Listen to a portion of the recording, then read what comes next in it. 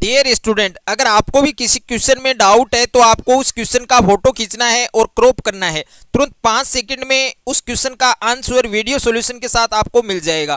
फिर चाहे आपका क्वेश्चन होमवर्क का हो, सीबीएसई बोर्ड का हो, राजस्थान बोर्ड का हो या अदर किसी भी बोर्ड का हो, या क्लास 6 से 12 आईआईटी जेई नीट या फिजिक्स केमिस्ट्री बायोलॉजी मैथ के इन सभी सवालों का जवाब मिलेगा डाउटनेट पर।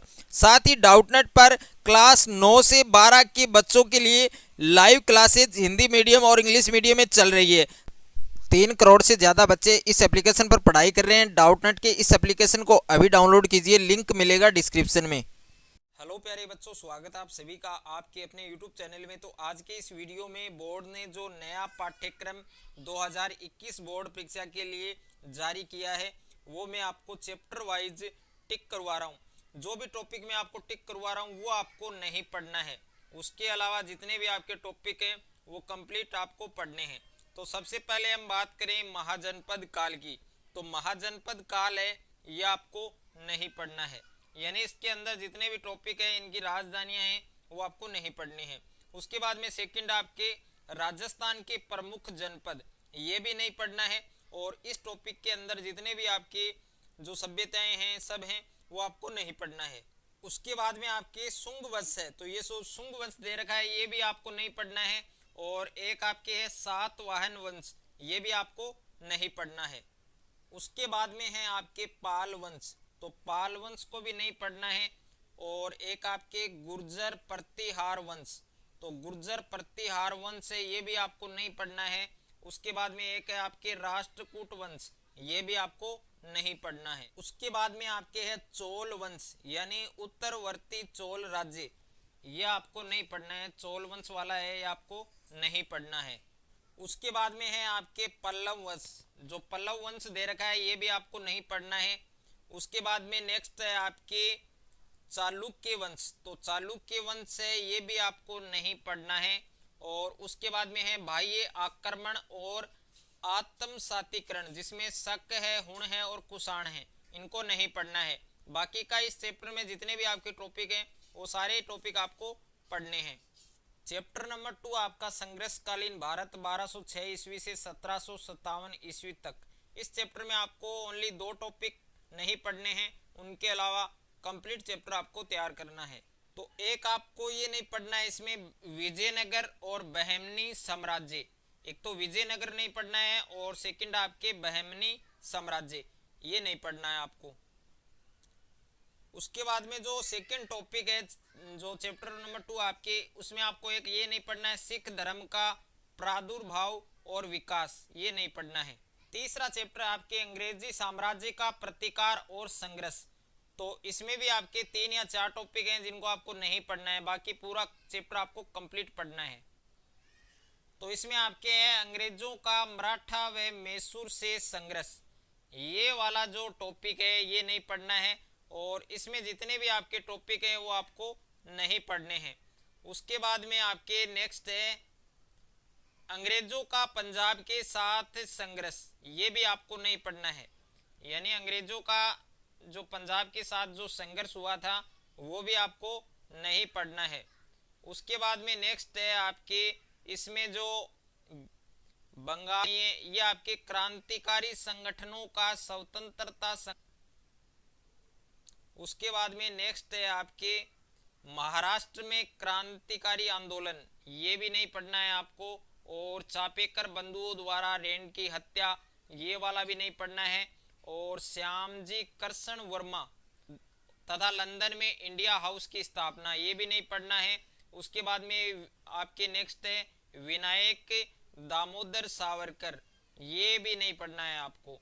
और उसके बाद में है प्रमुख किसान आंदोलन, ये भी नहीं पढ़ना है।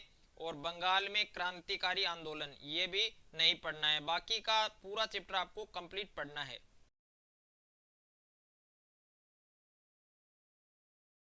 चैप्टर नंबर 4 है आपके विश्व का इतिहास, तो इसमें सबसे पहला जो टॉपिक है यूरोप में राष्ट्रवाद का उदय, ये आपको नहीं पढ़ना है।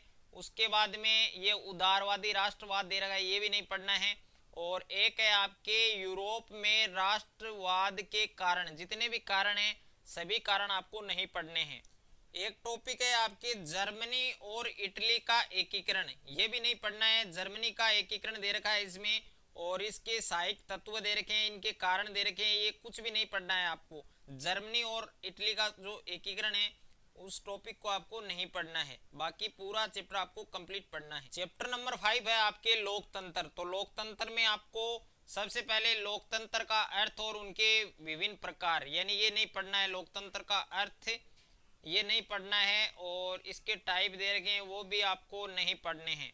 और एक है इसके अवधारणा और सिद्धांत। तो देखिए ये आपके दे रखा है कि लोकतंत्र संबंधी विभिन्न सिद्धांत और दृष्टिकोण, इसको भी नहीं पढ़ना है। और जितने भी सिद्धांत दे रखे हैं, बहुलवादी सिद्धांत, उदारवादी सिद्धांत, कोई भी सिद्धांत नहीं पढ़ना है। यानी एक तो लोकतंत्र का अर्थ नहीं पढ़ना है, और एक लोकतंत्र की जो अवधारणा है, जो सिद्धांत है, वो नहीं पढ़ना है।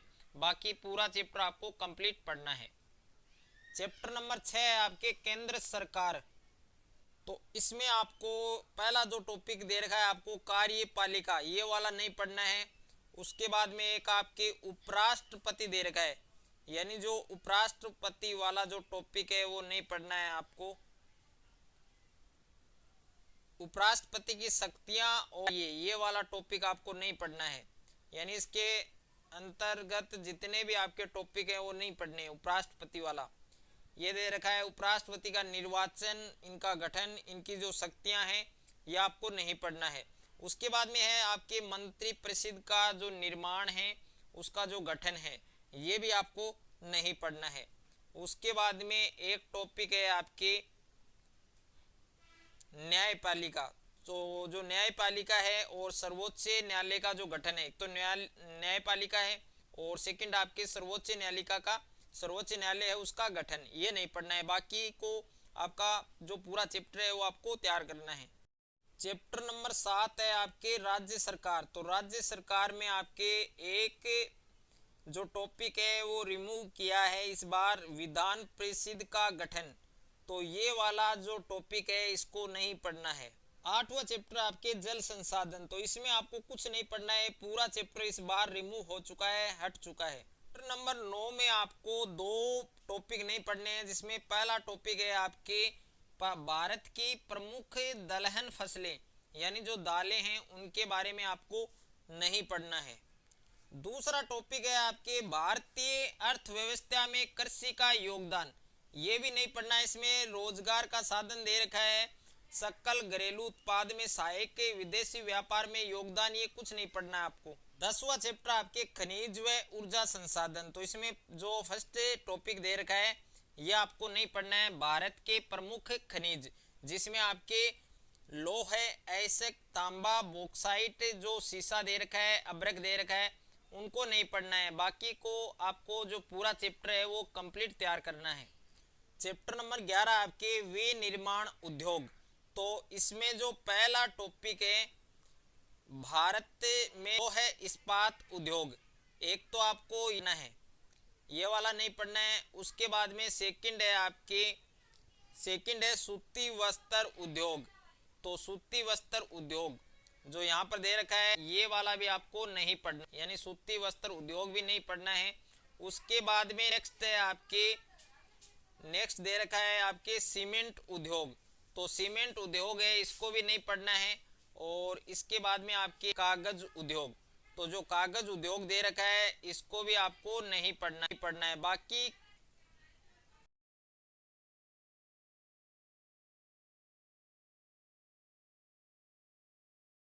12वां चैप्टर है, इसमें एक तो आपको नगरीकरण नहीं पढ़ना है। उसके बाद में आपके जनसंख्या समस्याएं, यानी जो जनसंख्या समस्या दे रखी है ये नहीं पढ़नी है। उसके बाद में तीसरा टॉपिक आपके दे रखा है जनसंख्या नीति, यानी जनसंख्या नीति, ये वाला भी नहीं पढ़ना है। और एक आपके राष्ट्रीय जनसंख्या नीति 2000, ये भी आपको नहीं पढ़ना है।